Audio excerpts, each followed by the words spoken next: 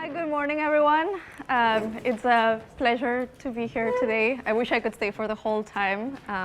Bon dia. Soc d'aquí de Barcelona, so it's very happy. It's always a very happy moment for me to be able to share some of my work here.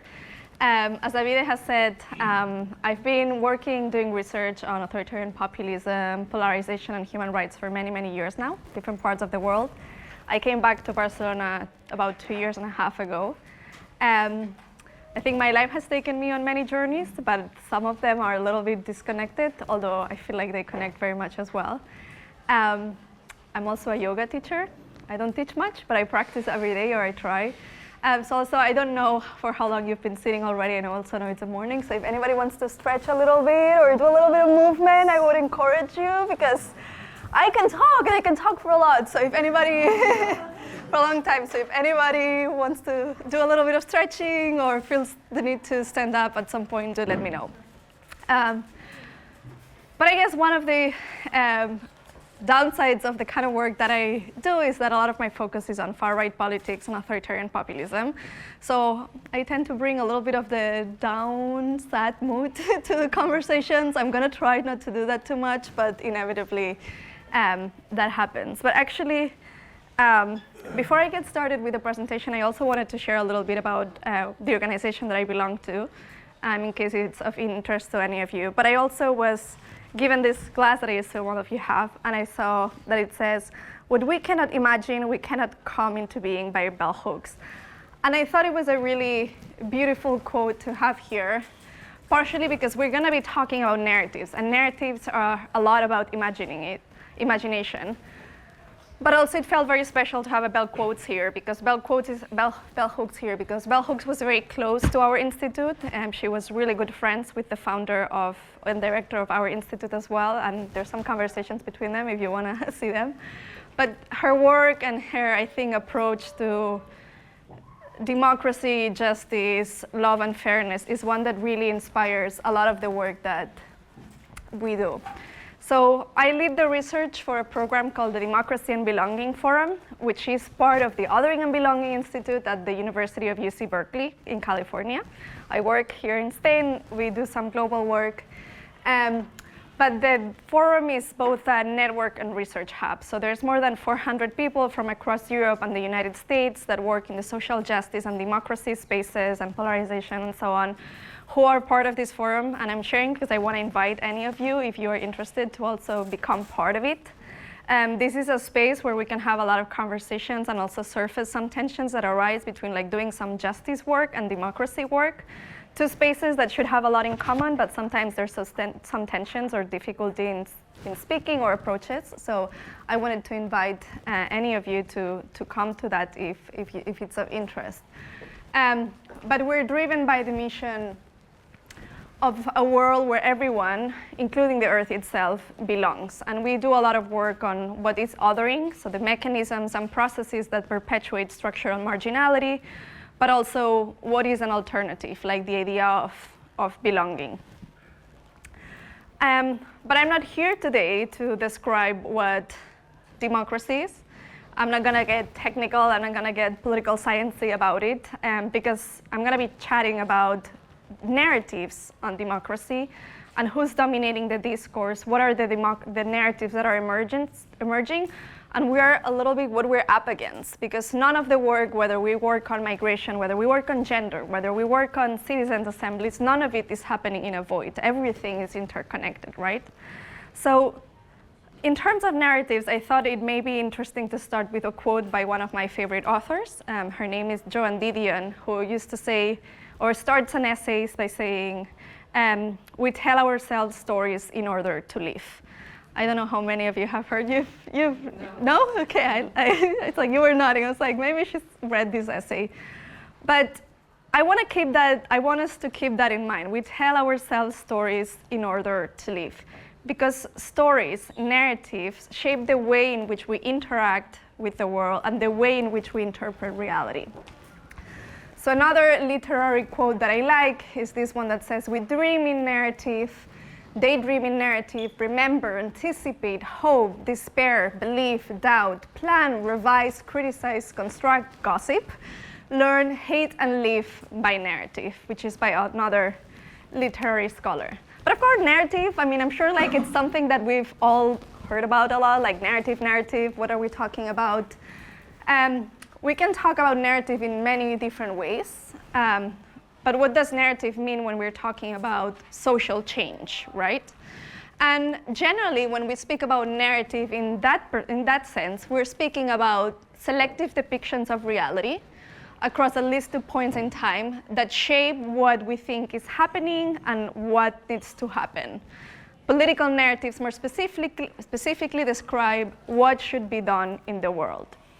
But narratives are not stories. Like, story is maybe a specific substantiation of a narrative. By narrative, we can think more about like the architecture, the water. Like, some of them refer to like the ocean, right? Like, the ocean is an overarching narrative that has a lot of stories within it. But the narrative, but narrative is something greater that shapes the architecture of what we think. And it is, as I mentioned, important because it shapes how we think about the world, what is happening, and what we ought to do. If someone's interested in more of the technicalities about narrative specifically, I also recommend the work of an organization called the Frameworks Institute, which does a lot of work more on framing and messaging, but also on narrative. So I would encourage all of you to look into that as well. But let's look into some of the narratives, right? So for someone like me, who's a researcher on authoritarian populism, part of the narrative that we're telling is that we are currently in the third wave of autocratization. So we can think of the 1930s with the rise of fascism. We can think of the 1960s in terms of the rise of particularly coup d'etat and that way of achieving power and installing dictatorships. And then we are in our current moment. A lot of debates about how we define and the words that we use to describe it, but what we're saying is whether we call it far right, radical right, extreme right, we can refer to it in a lot of ways. Authoritarian populism is the one that I generally choose. We are in this moment where actors that believe in exclusionary politics are coming to power. And they're coming to power with a lot of public support, engaging in authoritarian practices, embedding structures, narratives, and policies based in othering, in hate, and with a lot of populist discourse. That's the story that people like me would generally say, or the big overarching narrative to how we describe what is happening today. But that's not the story that they are telling. And something that's generally a little bit different from other current dictatorships, but also other movements of the past, is that they actually see themselves, or at least they present themselves, as the true Democrats defending democracy. So we are currently in a moment where the language of democracy is being appropriated by these actors. But one caveat that I always want to have when we're looking into current and contemporary politics is to not just look at the political leaders themselves.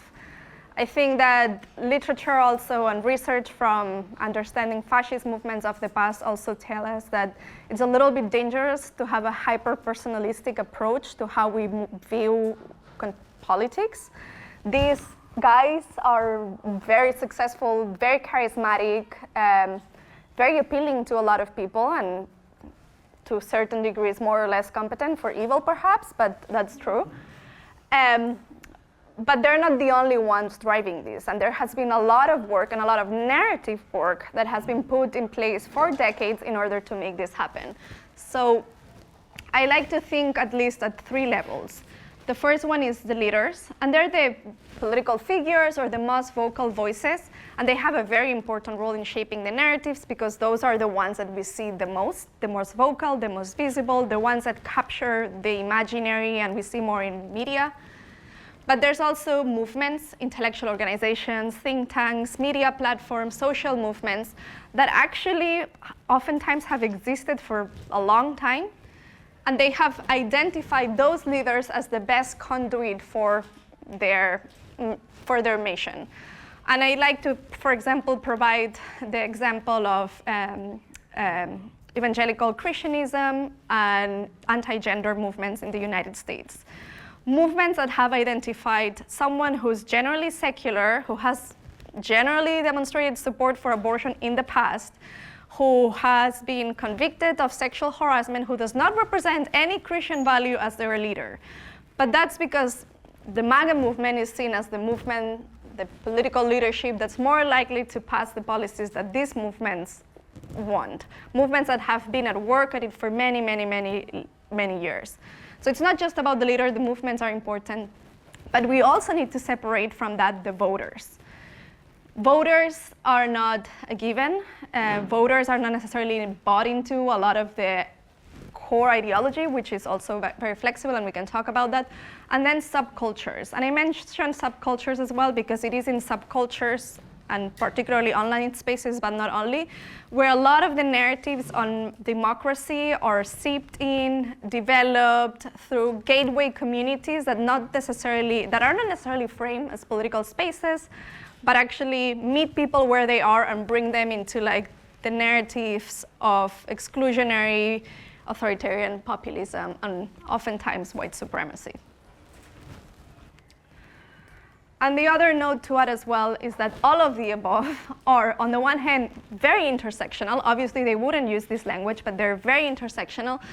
This is from a few years ago, but I thought it encapsulates in a tweet the approach like anti-EU, anti-migration, anti-gender, and pro-Russia, all at once in one little tweet.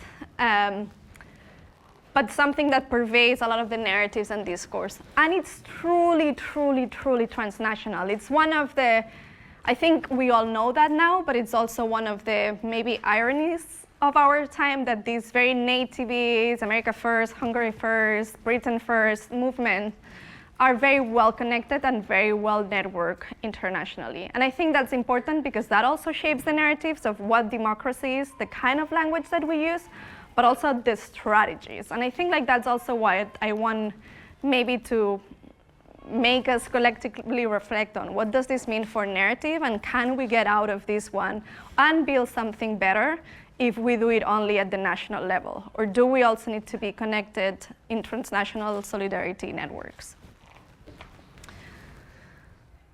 So what are they saying in terms of appropriating the language of democracy? If we look at the speeches, and that is political speeches, but also in terms of media, like TV anchors in those spaces and so on, podcasters, etc., they are speaking about fighting for democracy. So they are very much, like you could actually, I think, doing a little bit of like mental gymnastics, vote for the far right and think you're voting for democracy. Especially, we also know that there's a lot of people that are disengaged voters, and to be honest, it's hard not to disengage. I don't know about you, but I often feel exhausted and want to retreat. Here in Spain, with all the corruption cases of this weekend, like part of me is just like, okay, I'm just gonna go and become a yoga teacher and forget about all of this. But if you're disengaged and you tune in every once in a while and you listen to these guys, they use a lot of anti-corruption discourse. And they're saying, I'm fighting for democracy, the establishment is rotten, I'm here to represent an alternative, and these guys are to blame, not just the political elites, but the migrants, people of color, the queers, like whoever. There's always that element of scapegoating. There's an element of othering that's embedded in narratives of democracy, but also an element of belonging. So it's providing that sense of belonging, of being part of something, of responding to oftentimes very valid complaints, by providing a sense of being part of something and fighting for democracy. They will also say, we are combating totalizing ideologies. And we see how the narratives around like woke and fighting woke ideology have developed. And there's always a kernel of truth. There are things that can be criticized, but that becomes a tool to shape the narrative. And then the appropriation of the concepts and ideas around freedom. All of this to achieve a change in political order and to frame what we think of democracy. And this is happening in parallel at a time when, particularly in the Anglo-Saxon world, and I'd be curious to hear like how it is in your spaces as well, but particularly in the US and sometimes in the UK, for example, is where a lot of activists, and sometimes progressive activists or so on, are saying, I'm done with democracy as well. This shit's been failing all of us for a very long time. Democracy, as we know it, has perpetuated structural inequality, has continued to exploit and allow for a lot of marginality and violence. I'm done with this. So I think that's understandable. It's true. But it's also a cession of space that authoritarian populists can capture. And a lot of this discourse, again, is to shape the way in which democracy is perceived. So I think one key moment that some of you may be familiar with is a speech in 2014 by Viktor Orban, where he mentioned for the first time the idea of illiberal democracy. I'm a Democrat, I believe in democracy, majoritarianism, we decide what the majority wants, but illiberal. No minorities, I'm pro-Hungarians, no pro-migrants, I'm pro-traditional family models, not unorthodox family models, et cetera, et cetera. So it's a constant reshaping, reappropriating of the language of democracy to go somewhere else. And through that, they develop what I call is a political style known as authoritarian populism, which is, I think, kind of a binocular, a lens through which everything in reality is interpreted.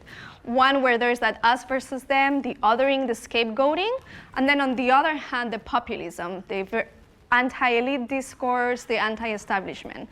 And I think, as I was saying, a lot of the narratives shape how we view reality. And I think like this is the lens through which the far right is coming to power. A political style that always engages with both of these, always mediated by fear, providing a sense of belonging through othering, as I was mentioning. But I also think that a lot of people come to these movements because of the populism. End up staying with authoritarianism as well, but come and are compelled by the populism. And it's a journey. And in order to justify the authoritarianism, you need to use fear. You need to create a sense of existential threat that justifies measures that otherwise would not be justifiable. How am I doing on time? I don't, well. Say that? It's 15 minutes. Okay. So this is the lens that is applied. But then in terms of ideology, I'm going to go to the next one. It doesn't have actually that much. We talk a lot about far right, and I am sometimes a little bit skeptical about using it because I think in some respects, particularly on economic policy, they're not necessarily always like following right-wing orthodoxy. And if anybody wants to talk about social policy, I'm happy to get there because there's a lot of evidence that shows that some of the social policy that these movements are passing, particularly in Eastern Europe, is something that's bringing a lot of voters on board as well. But there's two core pillars. One is the idea of nativism. For my people, the people of the true people of the nation first, very narrowly defined and willing to exclude also political opponents, and anti-pluralism. But beyond that, and that rooting in domination and hierarchy, everything is actually quite flexible. And that's also why lying, inconsistencies, all of these literally flies, even if it's very evident, because it's a flexibility in order to stay in power. And it's also the lying, almost a signaling to the people that I'll go as far as necessary to protect and give you what you deserve. So that's something to consider as well. And all of that to get to competitive autocracies is what we're calling it in academia. We can call it in different ways. A form that's a little bit of a hybrid between like what we would consider democratic models, but it's not fully authoritarian insofar as generally there's free and fair elections, even though the balance is deep in their favor, but like generally there is a lot of public support. They can win elections without conducting vast electoral fraud. There's still some room for political competition, even if it's smaller, and so on. And I'm going to share the slides, so if there's links there so that you can all go through it as well. And as I mentioned, in order to build these narratives around democracy, reappropriate it, and come to power, there's a variety of strategies. No need to go into that because I feel like we've already touched on a lot of them, but stoking and exploding fear, developing narratives that field in this self-imagining, so like woke ideology, as an umbrella term for everything that's wrong under the sun, or gender ideology as part of it as well. always majoritarian appeals, always very simplistic understandings of democracy, and always using that in the name of democracy. We can hear it in Meloni's speeches as well, if we think about it. Or it's been like really, really impressive in a way to see how Rassemblement National in France has been using the corruption scandal against Marine Le Pen to actually reinforce its image of the true Democrats that are being persecuted by the establishment. So I'm going to briefly touch on 3 issues that they connect to democracy as well, but they use in different ways. So one of them is the corruption, what we could call the corruption paradox. Again, probably quite pertinent considering what's going on in this country right now. But a few years ago, I worked on a survey here in Spain. And we asked citizens what they were most concerned about. And when we looked by voting intention, the voters most concerned with corruptions were the voters that were intending to vote for Vox. And then if we listen to Vox, the far-right party, I don't know who here is Spanish or not. So if we listen to a lot of the far-right discourse, authoritarian populist discourse, there's always a feature of like anti-corruption. They probably engage in a lot of corruption. There have been cases of engagement in corruption, but they are now so powerful in capturing the narrative that they can sell even cases of corruption against them with convictions as an evidence that they're getting to the deep state, that I'm making the establishment dangerous, and that's why they're coming after me. And that's what Marine Le Pen and Rassemblement National are doing now in France. There's all of this evidence of misappropriation of funds from the EU. She's been convicted. We'll see what happens on appeal. The day she was convicted, they were putting slogans about defend democracy. This is anti-democratic. They are preventing a leader with a lot of public support from coming to power.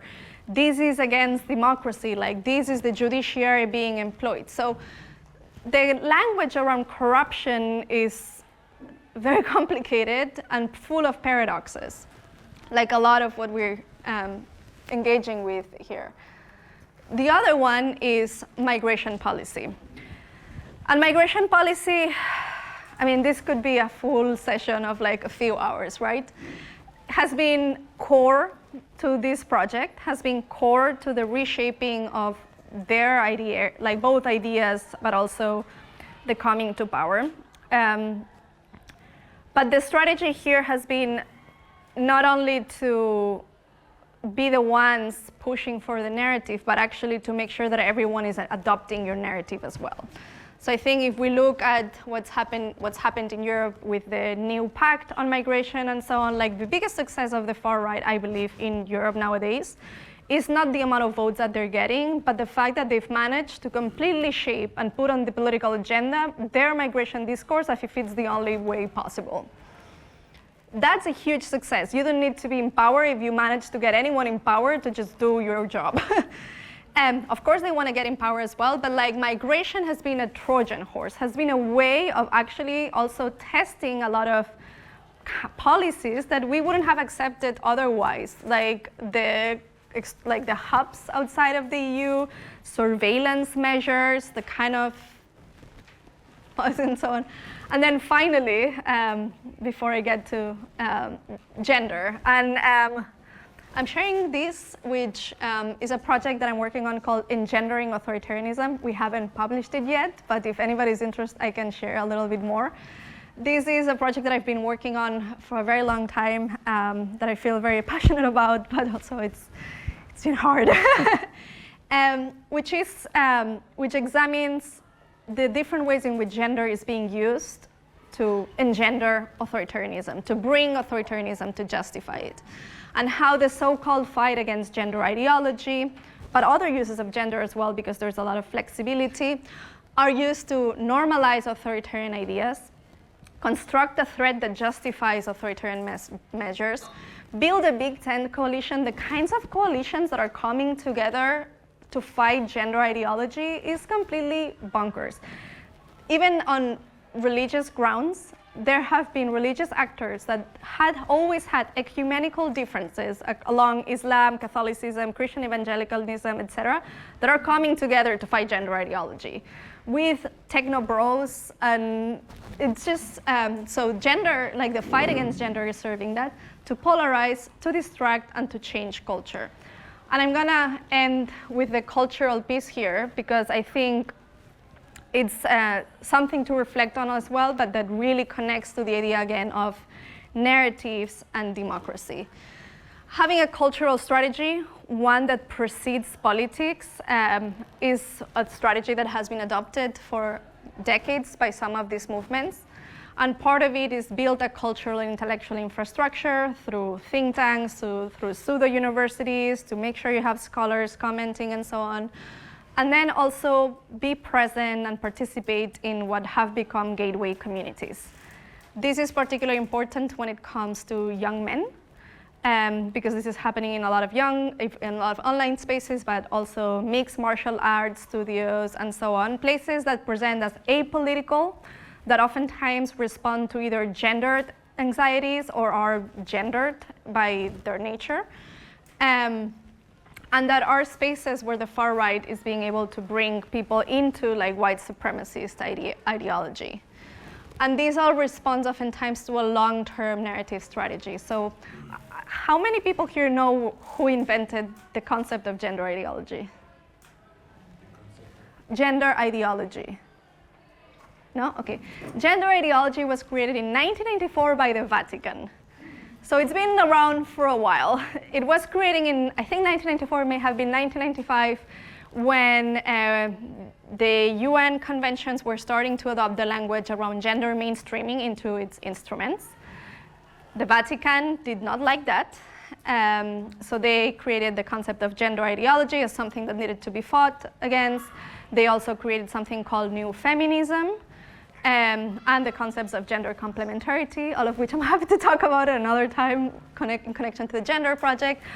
But from that moment onwards, there was a very deliberate narrative strategy to make gender ideology the thing that it has become today. One that's not necessarily that connected anymore or not primarily driven by Catholic actors. It's something that's become detached, and it's created this confluence amongst authoritarian populism, the anti-gender movement, but that has had huge repercussions, like the Heritage Foundation, for example, in the US, but then there's think tanks in Europe as well, like have been putting a lot of content. This is from 2013 on like what's gender ideology, we need to fight against it at all costs. This is anti-democratic, and then Trump comes to power again, and one of the first things that he does is pass this defending women from gender ideology extremism and restoring biological truth to the federal government. And this, even if it doesn't mention democracy in the title, like has democracy all over it. Against extremism, truth. It's also something used to build a notion or sense of like what common sense is. So all of this feeds into how we think or how the public thinks about democracy. So I'm gonna leave it here. I'm gonna leave also some ideas of what it means to us. If you're all interested in reading more about this, you can chat to me, or I'm going to share some resources. But yeah, that's it. Thanks.